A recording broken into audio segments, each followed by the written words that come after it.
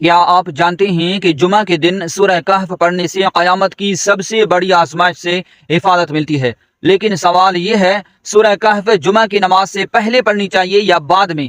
السلام علیکم ورحمۃ اللہ وبرکاتہ۔ آج ہم بات کریں گے ایک نہایت اہم سوال پر، جمعہ کے دن سورہ کہف کس وقت پڑھنی چاہیے۔ بہت سے لوگ یہ سوال کرتے ہیں کہ سورہ کہف نماز جمعہ سے پہلے پڑھی جائے یا بعد میں؟ تو اس کا سادہ سا جواب یہ ہے، سورہ کہف جمعہ کے دن فجر کے وقت سے لے کر مغرب تک کسی بھی وقت پڑھی جا سکتی ہے۔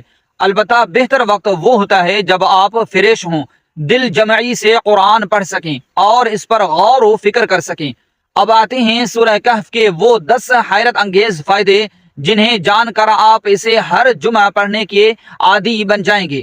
سب سے پہلے دجال کے فتنے سے حفاظت، دوسرے نمبر پر دل کو نور عطا ہوتا ہے، تیسرے نمبر پر جمعہ سے جمعہ تک روشنی، چوتھے نمبر پر قبر کے عذاب سے نجات، پانچویں نمبر پر ایمان میں اضافہ، چھویں نمبر پر ذہنی سکون، ساتویں نمبر پر گناہوں کی معافی، آٹھویں نمبر پر آخرت کی تیاری، نمبر 9 فرشتوں کی دعا، 10 اللہ کی خاص رحمت۔